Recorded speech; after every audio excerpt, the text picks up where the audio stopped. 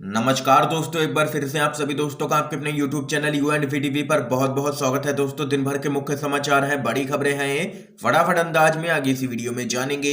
ये वो खबरें हैं जो गोदी मीडिया आप तक नहीं पहुंचाता है। तो वहीं दोस्तों, खबरों की तरफ बढ़ने से पहले आप लोगों से एक छोटा सा निवेदन है कि अगर आप लोग भी यूपी के आगामी विधानसभा चुनाव में सत्ता परिवर्तन की लहर को देखते हैं और बीजेपी की करारी हार होते हुए देखते हैं तो अभी इस वीडियो को लाइक कीजिएगा, चैनल को फ्री में सब्सक्राइब करके बेल के आइकन को जरूर दबाइएगा दोस्तों, और कमेंट बॉक्स में कमेंट करना बिल्कुल भी मत भूलिएगा। जय हिंद, जय भारत। दरअसल दोस्तों, पहली बड़ी अपडेट आप लोगों को बताते चलें।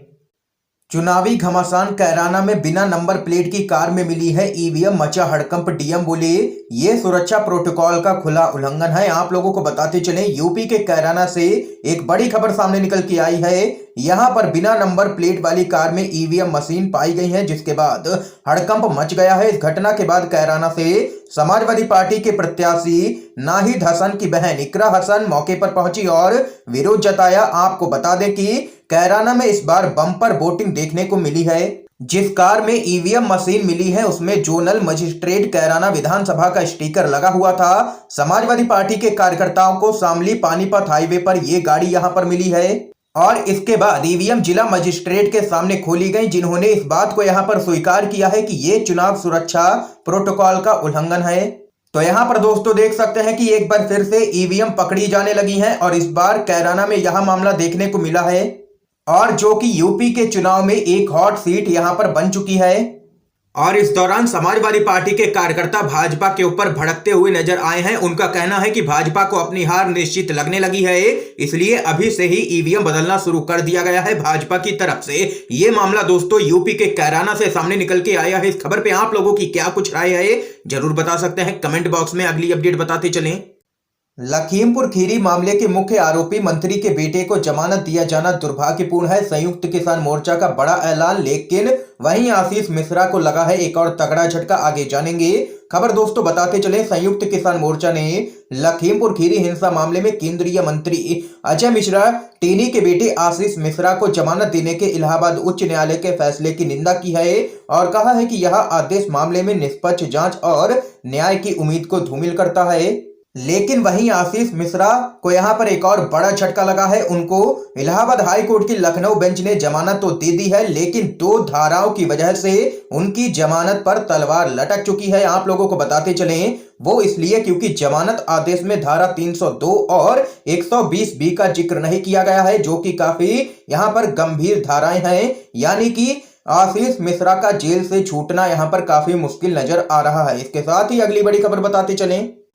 यूपी चुनाव मंत्री और बीजेपी के उम्मीदवार पर आदर्श आचार संहिता का उल्लंघन करने का मामला हुआ है दर्ज। चुनाव आयोग की किरकिरी के बाद भाजपा के नेताओं पर भी मामले दर्ज होने शुरू हो चुके हैं। आप लोगों को बताते चले, मंत्री और बीजेपी के उम्मीदवार आनंद स्वरूप शुक्ला पर बैरिया विधानसभा सीट पर धारा 144 के तहत आदर्श आचार संहिता, कोविड-19 प्रोटोकॉल और निषेधाज्ञा का उल्लंघन करने का मामला दर्ज किया गया है। समाजवादी पार्टी के उम्मीदवार जयप्रकाश आंचल पर भी इसी तरह का मामला दर्ज किया गया है। आप लोगों को बताते चलें, इससे पहले कई जगहों पर देखा गया कि विपक्ष के नेताओं पर ही यहां पर आचार संहिता के उल्लंघन के मामले दर्ज होते थे, लेकिन जब विपक्ष ने चुनाव आयोग के इस पूरे मामले में घेरा तो यहां पर देख सकते हैं कि अब मंत्री और बीजेपी के उम्मीदवार पर भी मामले दर्ज होने शुरू हो चुके हैं। इसके साथ ही अगली अपडेट बताते चलें।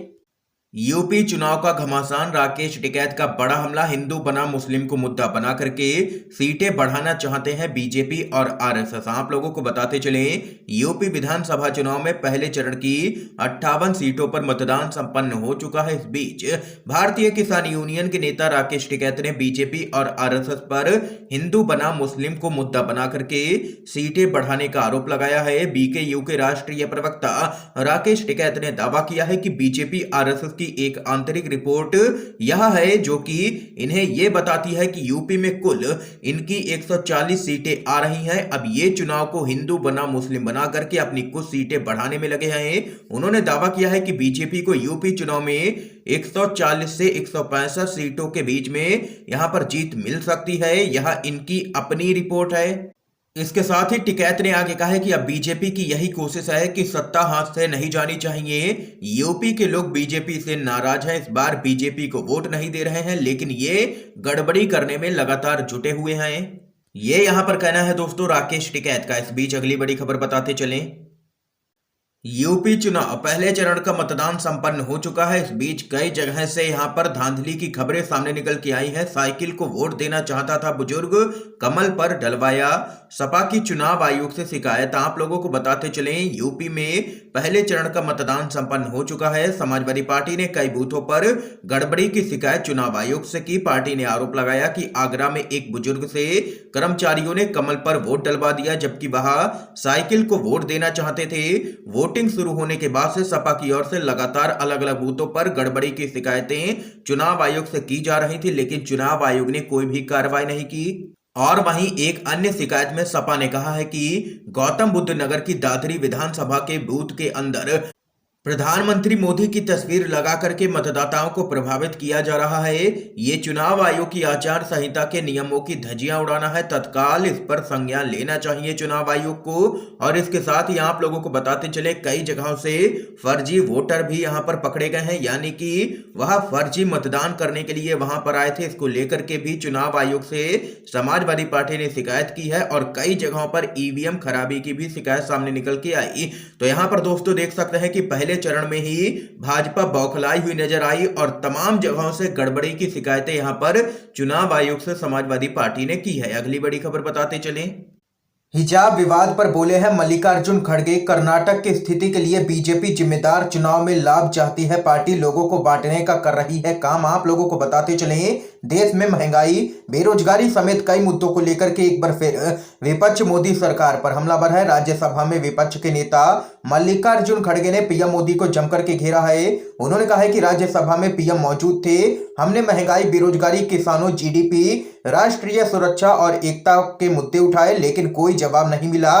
पीएम मोदी ने मुद्दों को मोड़ने और कांग्रेस को अपशब्द कहने की कोशिश की है। उन्होंने संसद का समय बर्बाद किया। उन्होंने अभ्यास किया कि वे अपने अभियानों में क्या करते हैं।